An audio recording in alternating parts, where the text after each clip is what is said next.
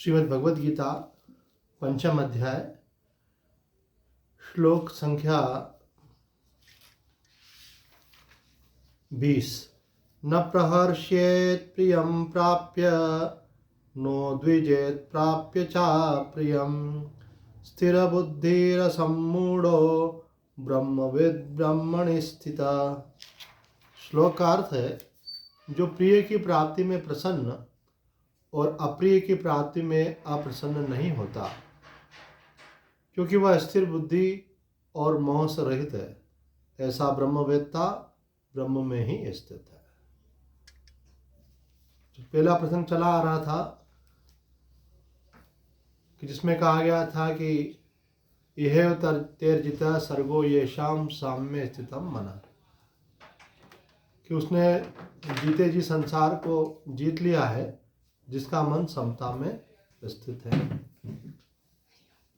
क्यों? क्योंकि वह निर्दोष ब्रह्म में और सम, क्योंकि ब्रह्म निर्दोष और सम है और वह ब्रह्म में स्थित है। उसी प्रसंग को यहाँ पे बढ़ाया जा रहा है कि भाई जो ब्रह्म में स्थित हो गया है उसकी क्या स्थिति रहेगी।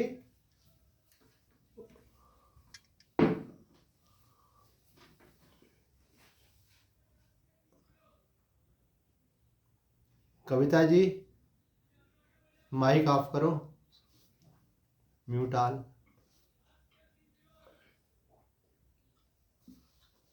तो यहाँ बताया जा रहा है न प्रहर्षेत प्रियम प्राप्यम, कि प्रिय की प्राप्ति में हर्षित नहीं होता। क्योंकि साधारण मनुष्य के लिए तो ऐसा होता है कि कुछ चीज़ें ऐसी होती हैं जो उसको सुख देती है, मन को प्रसन्नता देती हैं, तो जब वो मिलती है ना उसको खुशी होती है। ऐसे है ना, साधारण सभी के साथ ऐसा होता है। और कुछ चीज़ें ऐसी होती हैं कि जो हम पसंद नहीं करते हैं, है ना, चाहे खाने की हो या फिर कुछ लोग हों अथवा कुछ परिस्थितियाँ हों, तो उनके प्राप्त होने पर क्या होता है कि अच्छा नहीं लगता है। तो यहाँ बोल रहे हैं कि कुछ में तो आदमी प्रसन्न होता है और कुछ में अप्रसन्न होता है। ये सामान्य व्यक्ति की स्थिति है।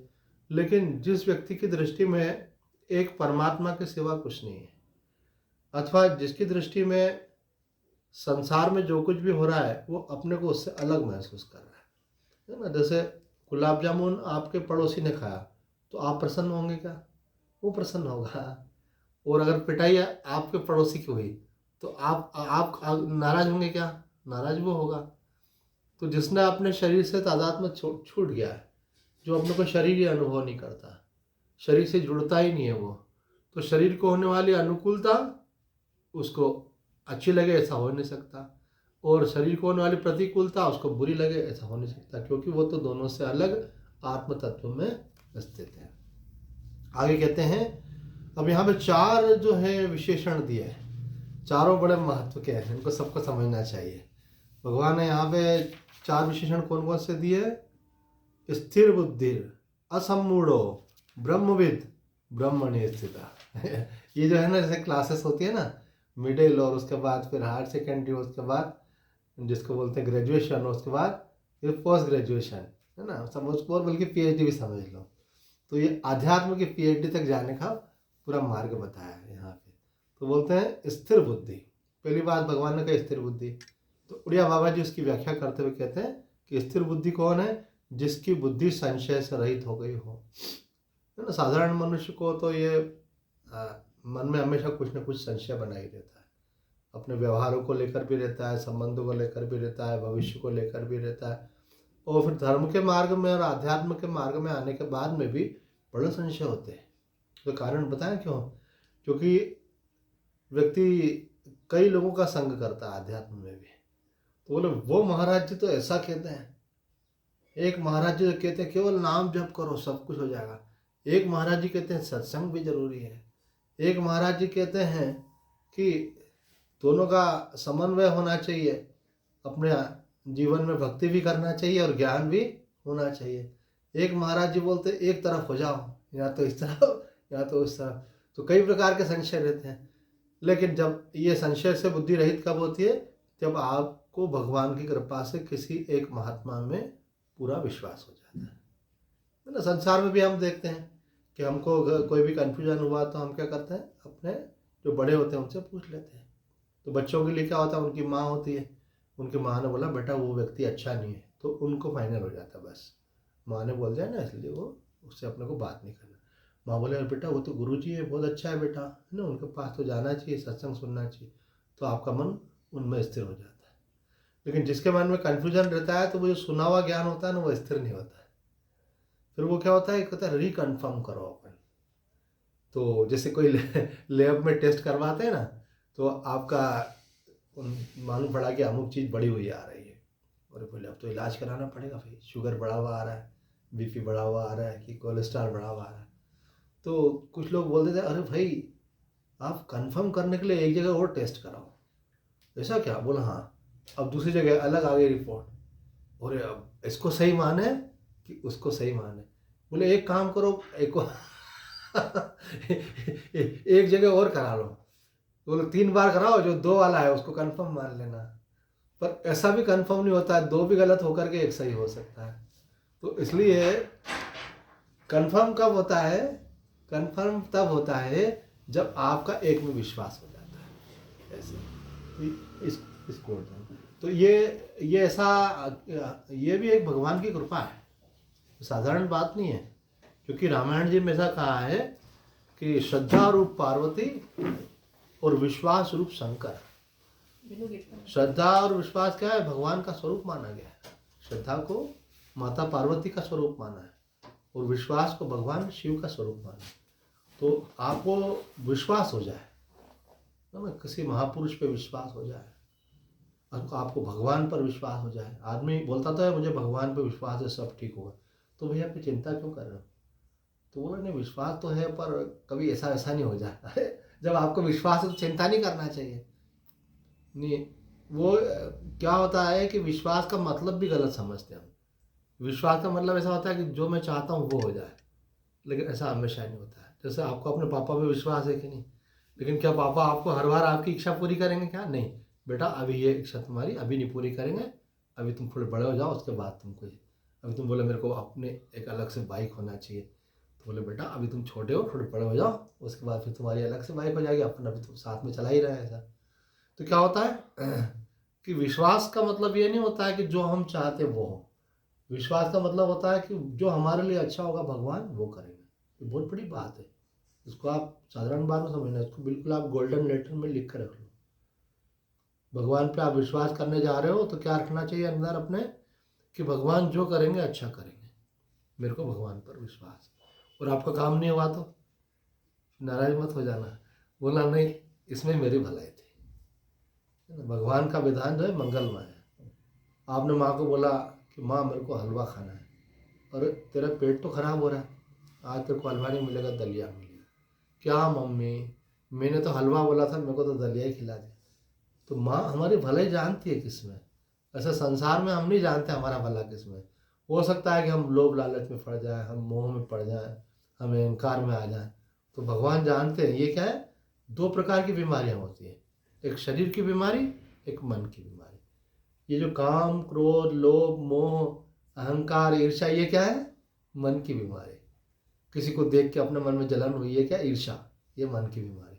कुछ अपने को मिल गया तो अहंकार आ गया अपने को। तो अहंकार जो है वो परमात्मा से दूर कर देता है, मन की शांति भंग कर देता है।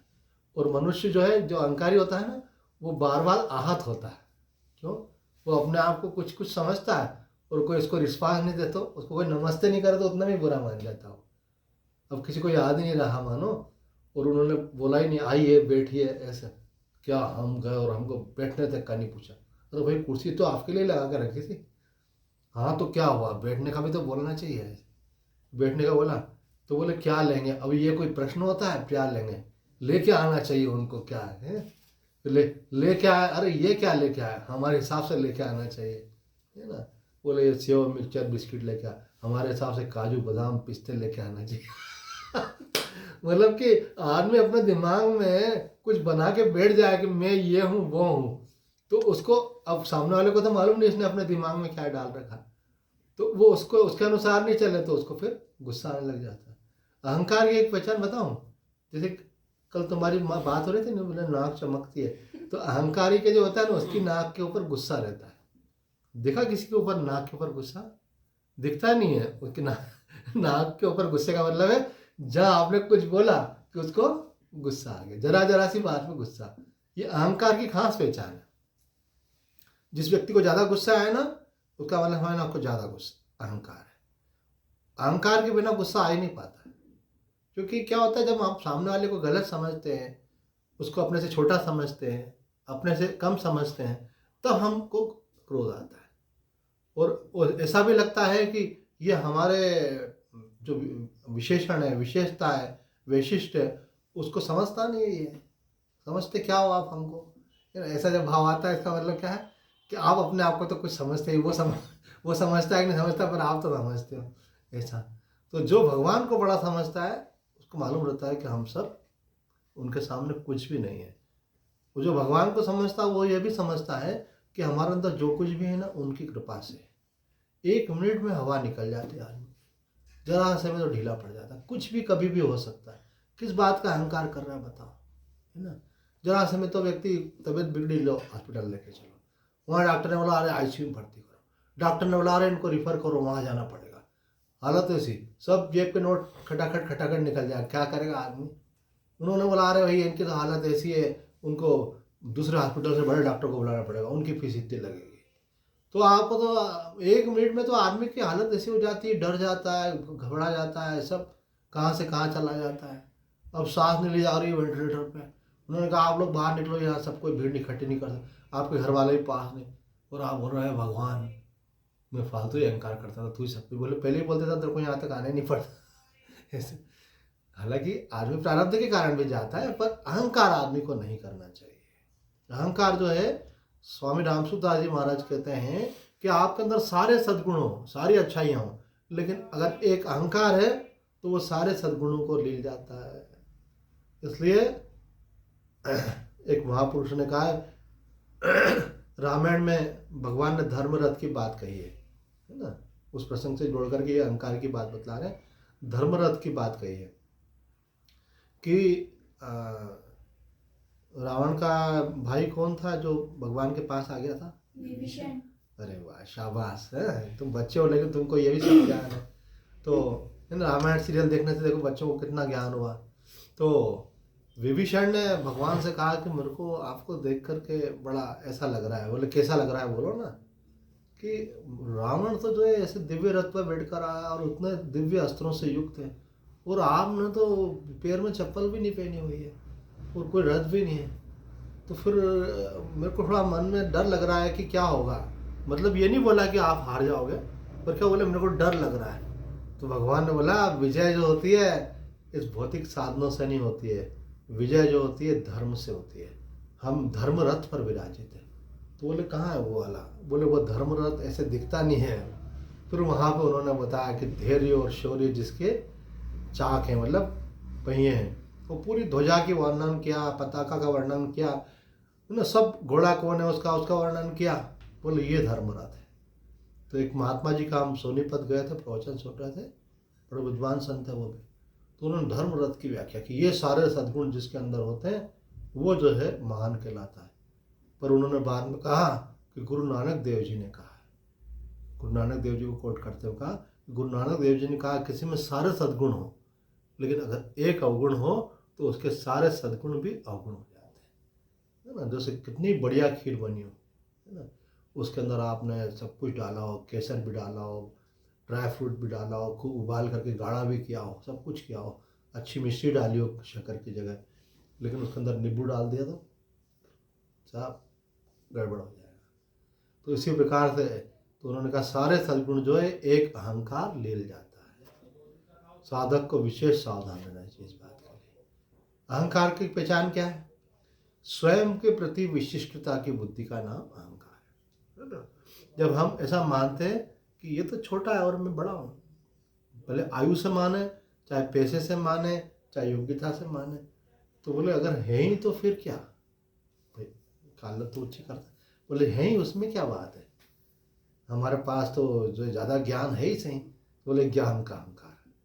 बोले हमारे पास ज़्यादा पैसा है ही तो पैसे का अहंकार।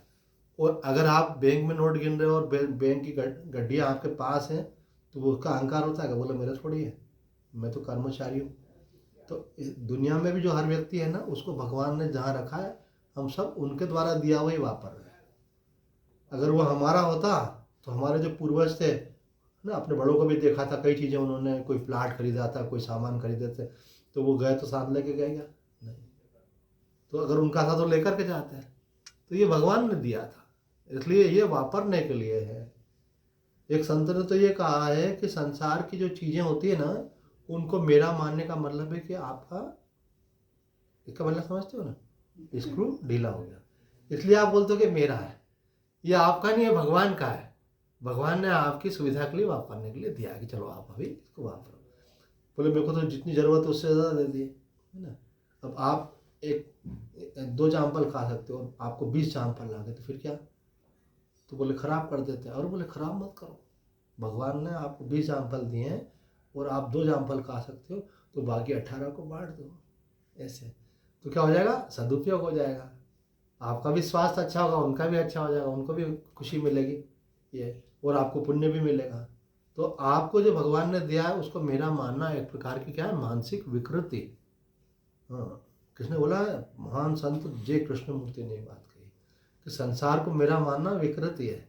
जो आपका है नहीं और हो सकता नहीं, उसको आपने मेरा मान लिया। आपका है क्यों नहीं? क्योंकि भगवान का दिया हुआ है, और आप उसको पकड़ने की कोशिश करो तो आपके पकड़ में नहीं आता है।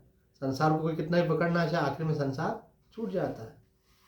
आदमी जब भगवान की तरफ से उन भगवान के एजेंट लेने के लिए आते हैं, तो आदमी बोलता है मेरे को जाना नहीं, तो बोला नहीं चलना पड़ेगा। तो फिर क्या होता है? उसको प्राण छोड़ने में बड़ी तकलीफ होती है। और जैसे आप जैसे सत्संगी लोग हैं जिनको बाल्य अवस्था से ही, है ना, कितने साल की उम्र? 14। हाँ, तो इतनी कम अवस्था से ही ज्ञान का संस्कार मिल गया, तो आपके मन में पक्का हो जाता है ऐसा क्या कि संसार में हमारा कुछ नहीं है। तो अभी आप बच्चे हो, कभी ना कभी बुढ़े हो गए कि नहीं, है ना। आज से 60-70 साल बाद, उसके बाद फिर मानो जाना पड़े तो आप बोलोगे संसार मेरा है नहीं, भगवान का है, तो आसानी से छोड़ दोगे। दूसरे की चीज़ को आदमी का होता है आसानी से छोड़ देता है। अब जैसे आप कुर्सी पे बैठे हो, तो जाओगे तो कुर्सी लेके जाओगे क्या? नहीं। बोले तो स्वामी जी के यहाँ आए थे, उनकी कुर्सी पे बैठे थे। अब अपनी चीज़ होती तो आदमी मानो पर्स लेके आए, मोबाइल लेके आए, तो लेकर के जाता है। तो संसार में से कोई कुछ लेकर के जाता है क्या? न कुछ लेकर के आए और न कुछ लेकर के जाएंगे। भगवान ने यहाँ जो व्यवस्था दे रखी है उसको वापरना है, अच्छे से सदुपयोग करो उसका। और अगर कोई व्यक्ति बहुत संकट में दिखता है, कष्ट में दिखता है, तकलीफ में दिखता है, तो उसको अगर अपने पास एक्स्ट्रा है तो उसको भी शेयर करो। एक्स्ट्रा की तो बात दूर रही, हमारे यहाँ तो कहते हैं भाई अगर आपको 3 रोटी की भूख लगी और आपकी थाली में 3 रोटी है, लेकिन अगर कोई बहुत भूखा आ गया, उसको 2 दिन से खाना नहीं मिला, तो ऐसे भी लोग होते हैं कि अपना वाला उसको बोलते हैं कि चलो भाई अपने वाले में से उसको दे दो, अथवा थोड़ा उसके साथ शेयर कर लो, है ना। आपको 2 टॉफी मिल गई, अब आपके भाई को मिली ही नहीं, मानो, है ना, ये घर पे था, तो ये बोला अरे तू 2 टॉफी लेके आई क्या? तो इसका मन हो रहा है एक मेरे को मिल जाए। तो बोले हाँ लेके आई। अच्छा गुरुजी ने 2 टॉफी दी क्या? बोले हाँ हाँ दी ना। बोले टॉफी तो बड़ी अच्छी है। तो बोले साहब क्यों नहीं बोल रहा है? बोले नहीं, तू समझती हो तो समझ जा, इसका मतलब है कि एक मेरे को देती हो तो दे दे। तो बोले ले ले। तो ये शेयरिंग क्या है? इसका मतलब भगवान ने आपको दिल दिया है कि आप दूसरे की भावनाओं को समझ रहे हो। तो जैसे हम भाई की भावनाओं को समझ रहे हैं, समाज में रहते हैं, तो समाज में भी कई लोग बहुत संकट में होते हैं, तो उनको परस्पर, तो कहते हैं कि ये इसको बोलते हैं ज्ञान। तो स्थिर बुद्धि, उसके मन में संशय नहीं है। अभी आपके मन में संशय नहीं है क्या कि संसार में जो कुछ है मेरा है कि भगवान का है? बताओ। भगवान का। शाबाश, देखो इनको अभी 14 वर्ष की उम्र में ही ये ज्ञान हो गया, इनकी बुद्धि स्थिर हो गई, है ना। लोगों के तो 40 और 60 साल की उम्र हो गई और वो अभी तक ऐसा बोलते हैं घर मेरा है, और मेरा, और आपने देखा है मेरा घर ऐसा है, मेरा घर वैसा है, ऐसे ऐसे है, मतलब अभिमान करते हैं।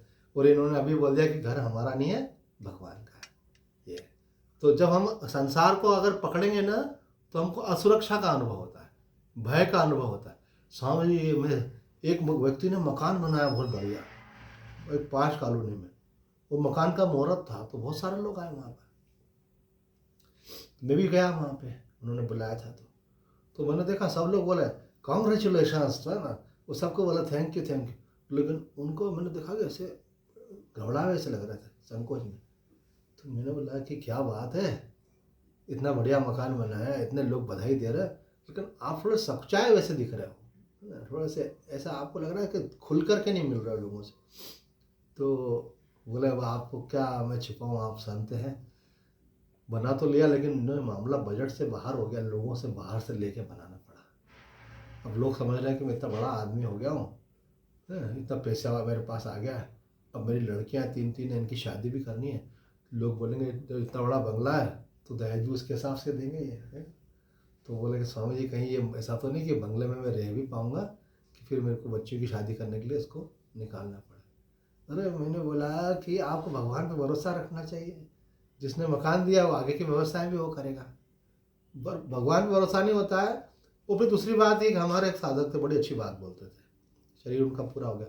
बोले स्वामी जी मुझे आज भगवान ने रखा ऐसा कि मैं कार में घूमता हूँ। हालांकि कार उनके घर में थी पर वो घूमते एक्टिवा पे ही थे।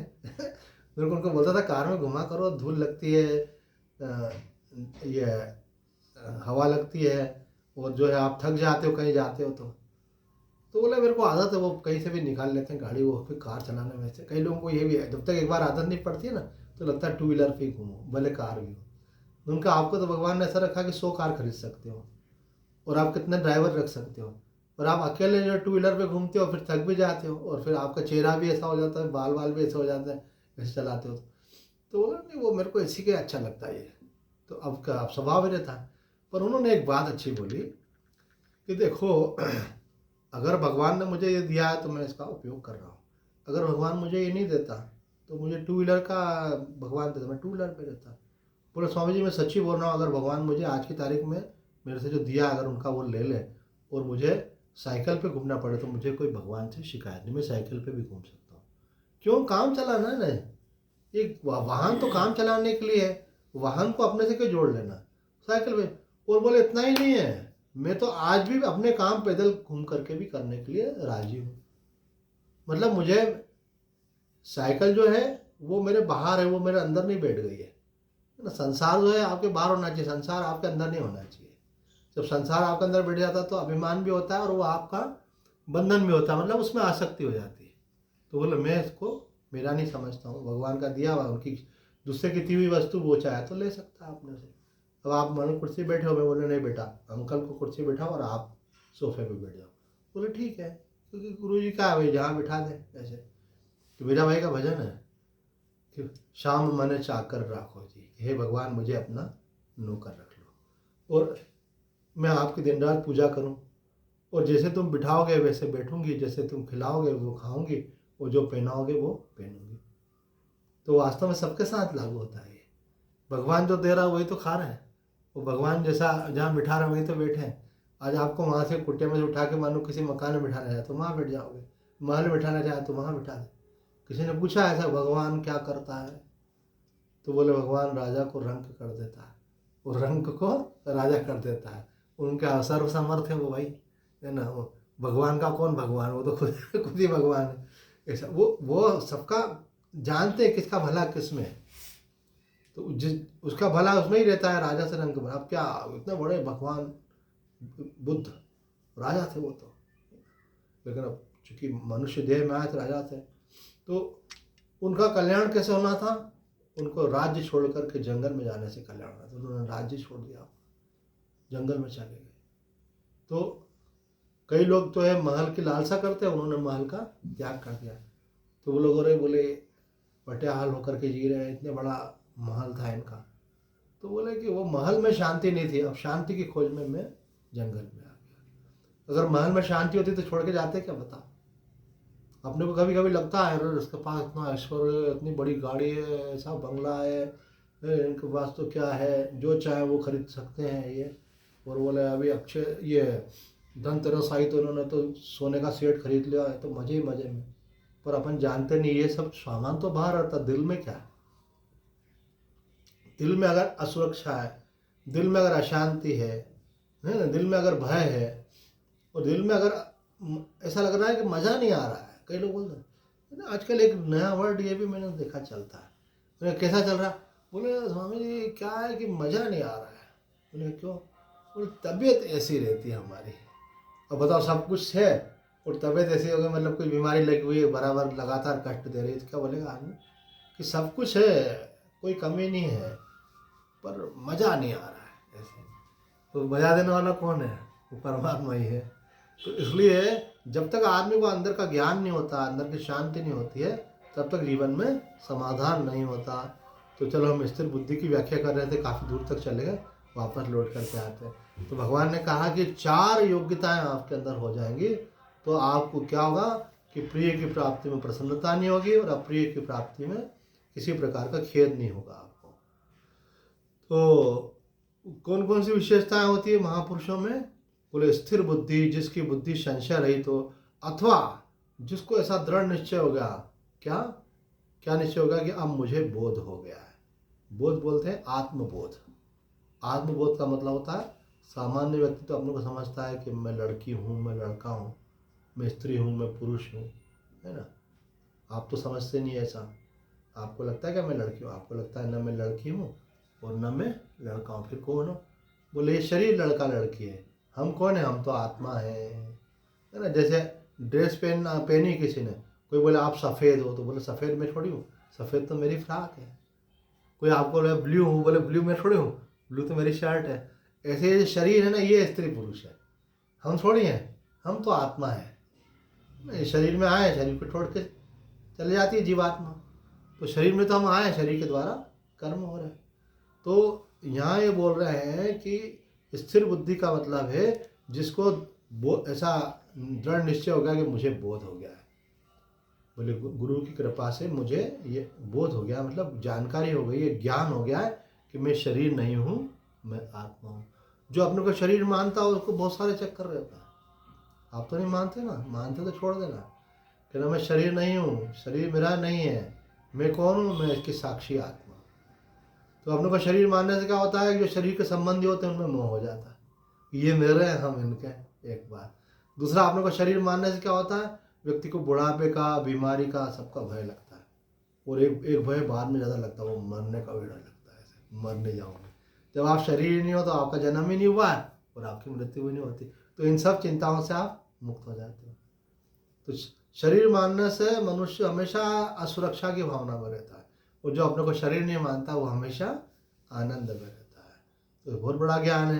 तो यहाँ पे बोल रहे हैं कि स्थिर बुद्धि का मतलब है कि गुरु की कृपा से जिसको ऐसा निश्चय हो गया कि मेरे को तो आत्मबोध हो गया है और मैं आत्मा हूँ, ऐसा उसकी बुद्धि स्थिर हो गई है। तो भगवान ने जो 4 बातें कही, एक बात कही स्थिर बुद्धि, दूसरा कहा सम्मूढ़ो। अब यहाँ सम्मूढ़ो शब्द की व्याख्या करते हैं। तो यहाँ पे उसके दोनों को मिलाने का सम्मूढ़ था, अलग कर दिया तो हो गया असम्मूढ़। असम्मूढ़ का अर्थ होता है संसार सत्ता शून्य है, ऐसा अनुभव होने के कारण जिसको मोह नहीं होता। रात को अगर आपको बहुत कुछ दिखाई दे तो सुबह उठने के बाद क्या लगता है? अरे कुछ भी नहीं था, हमको लग रहा था, वास्तव में था नहीं, है ना। अगर रात को ऐसा लगे घर के अंदर शेर घुस आया, है ना, और आपकी नींद खुल जाए, तो पापा बोले बेटा क्या बात है, डर क्यों रही है? अरे पापा मुझे ऐसा लग रहा था कि घर में शेर आ गया है। तो आया क्या? बोले अरे वो तो सपना था, कोई आया वाया नहीं था। तो यहाँ बोल रहे हैं कि ज्ञान होने से व्यक्ति को फिर ऐसा हो जाता है कि संसार सत्ता शून्य। बोले संसार है ही नहीं। जैसे सपने में दिखने वाली वस्तुएं वास्तव में नहीं है, क्योंकि आप जाग गए। ऐसे अगर आपको अपने ब्रह्म स्वरूप का ज्ञान हो जाता है, आत्मस्वरूप का ज्ञान हो, तो ये संसार कैसा लगता है कि इसकी तो सत्ता है ही नहीं। एकमात्र ब्रह्म ही है, एक परमात्मा ही है। ये ज्ञान जो है थोड़ा सा गूढ़ है, लेकिन इसको सुनना चाहिए। सुनने से संस्कार बनता है और आगे चल करके आपको इसी स्थिति में जाने से ही आपका मानव जीवन सार्थक होता है। लोग सोचते हैं कहानी कैसे सुनाए महात्मा। अरे कहानी कैसे सुनाएंगे तो कल्याण कैसे होगा आपका? दिल बहलाने के लिए थोड़ी होता है सत्संग, अपना कल्याण करने के लिए होता है। तो यहाँ बोले असम्मूढ़, अर्थात भगवान बोल रहे देखो कि जो अर्थात वो मोह से रहित हो गया। संसार सत्ता शून्य है, ऐसा अनुभव होने के कारण जिसे मोह नहीं होता। जब कुछ है ही नहीं तो मोह किससे करोगे, है ना। आपको मनो सपने में बहुत सुंदर कोई वस्तु देखी आपने, अच्छी लगी, लेकिन जागने के बाद बोला अरे कुछ है थोड़ी। जब है ही नहीं तो फिर मोह किससे होगा? तो जब आप देखोगे संसार का तो अस्तित्व ही नहीं है, एक परमात्मा ही है, ये एक स्थिति है। वहाँ पहुँचने के बाद फिर हमको ऐसा अनुभव होता है। कब होता है? जब आत्मज्ञान हो जाता है, तो हमको समझ में आता है कि एक आत्मा के सिवा, परमात्मा के सिवा कुछ नहीं है। जैसे बच्चे होते हैं ना, वो शक्कर के खिलौने रहते हैं, हाथी घोड़ा ये, फिर खेलते हैं आपस में।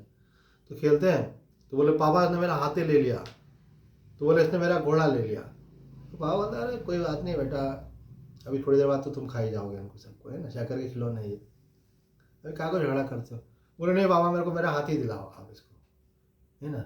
तो बोले मेरा घोड़ा दिलाओ, बोले इतना घोड़ा तो खा गई है अब कहाँ से दे। तो बोले मेरा हाथी दिलाओ। तो बोले यार तुम क्या हाथी घोड़ा लगा के रखा है, शक्कर के खिलौने ये तो ज्ञानी की दृष्टि में क्या है, जैसे पापा की दृष्टि में वो सब खिलौने हैं, शक्कर मात्र है। ज्ञानी की दृष्टि में क्या है, सब परमात्मा ही परमात्मा है। परमात्मा ने ही अनेक रूप बना लिए, कहीं पेड़ बन गए, कहीं पहाड़ बन गए, कहीं मनुष्य बन गए, कहीं पशु बन गए, कहीं पक्षी बन गए, लेकिन है कौन, एक परमात्मा की ही सत्ता है। तो यहाँ कह रहे हैं उनको किसी से मोह इसलिए नहीं होता क्योंकि वो संसार को सत्ता शून्य मानते हैं। तीसरी बात भगवान ने कही ब्रह्मविद। ब्रह्मविद का अर्थ करते हैं बाबा उड़िया बाबा, अर्थ करते हैं, कहते हैं निसंदेह बोधवान, जिसे ऐसा अनुभव है कि स्वरूप सत्ता के भिन्न कुछ भी नहीं है, वही बोधवान है। बोधवान कौन है, वो बोलता है आत्म स्वरूप ब्रह्म स्वरूप के अलावा कुछ भी नहीं है, एक ही तत्व है। जैसे एक से अनेक हो जाते हैं, तो बोले एक से अनेक कैसे हो गया साहब। बोले देखो इसका एग्जाम्पल, रात को कौन रहता है, हमारा केवल मन रहता है, वो मन कितने रूप बना लेता है, क्या क्या देखता है ना। मन अपने परिवार के पुराने लोगों को भी देख लेता है, मित्रों को भी देख लेता है, जो चीज़ की इच्छा होती है वो भी देख लेता है। मैं जब छोटा था ना, मेरे पास कार नहीं थी, तो हमारे जीजा ही थे, तो वो हमको कार में जीप में घुमाने ले जाते थे। तो मेरी इच्छा होती थी कि मैं भी बड़ा होकर जीप लूँगा ऐसे। तो मेरे को सपना आता था कि मैं जीप में बैठा हूँ और ऐसे चला रहा हूँ, ऐसे घुमा रहा हूँ, इधर घुमाई उधर घुमाई ऐसे। तो मेरे को सपना आता था। तो था छोटा, 18 साल से भी छोटा था, तो उस समय तो चलाता ही नहीं थी, गाड़ी भी नहीं मिल सकती थी अपने को, पर मेरे को कल्पना होती थी ऐसे। तो सपने में मैं जीप चलाता था ऐसे, और उठने के बाद देखा तो कोई जीप होती ही नहीं थी तो बोले इसी प्रकार से ज्ञानी को मालूम पड़ जाता है कि ये कुछ भी नहीं है, ये केवल मन ही क्या क्या रचना कर लेता है। तो ये जो है भगवान ही अनेक रूप रूपाएं हो गई, ये भगवान की माया है। इसलिए आपने गजल सुनी होगी जगजीत सिंह की, दुनिया क्या है जादू का खिलौना है, और मिल जाए तो मिट्टी है और खो जाए तो सोना है। मिल जाए तो आदमी बोलता है अरे क्या कोई बात तो नहीं, और नहीं मिले तो अरे मेरी ये इच्छा थी पूरी नहीं हुई, अगर हो जाती तो कितना अच्छा रहता, और मिल गया तो नेक्स्ट उसमें से ध्यान हट जाता, फिर आगे ध्यान चला जाता। यही भगवान की माया है। तो कह रहे हैं कि तीसरा है ब्रह्मविद, जो निसंदेह बोधवान है और जिसे अनुभव हो गया है कि स्वरूप सत्ता से भिन्न कुछ नहीं है। ब्रह्मणि स्थिता, जो ज्ञान निष्ठ है। अब चौथा ब्रह्मणि स्थिति का मतलब क्या, कहते हैं जो ज्ञान निष्ठ है, जिसको बोध वृत्ति कभी नष्ट नहीं होती, अर्थात ज्ञान कभी किसी को क्या रहता है, कभी तो रहता है और कभी लुप्त हो जाता है।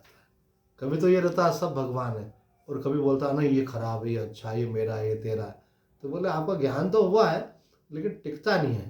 तो यहाँ बोले हैं कि उनमें स्थिति होना मतलब दृढ़ हो जाए, ऐसा होना बड़ा अभ्यास का विषय है। तो कई लोग केवल ज्ञान होने से संतुष्ट रहते, बोले नहीं ज्ञान से संतुष्ट में हो तो एक एक स्टेप करके आगे बढ़ते जाओ। तो कहते हैं जो ब्रह्मणि स्थित है, केवल ब्रह्म में, ब्रह्मविद ही ब्रह्म में स्थित हो सकता है। ऐसी ब्रह्मनिष्ठा होने पर ही होता है। बुद्धि उसकी स्थिर हो सकती है जिसे ठीक ठीक विवेक हुआ हो। ब्रह्मविद के लिए ज्ञान देव तु कैवल्यम, लेकिन ब्रह्मणि स्थित के लिए कहा है ब्रह्म संस्थोप अमृतोप भवति। कहते हैं कि जिसको ज्ञान हो गया उसके लिए तो कहते हैं कि भाई ठीक है ज्ञान ही सब कुछ है, लेकिन जिसकी उसमें स्थिति हो गई है वो तो उसके परिपाक अवस्था में पहुंच गया है। तो हमारा लक्ष्य केवल ज्ञान नहीं होना चाहिए।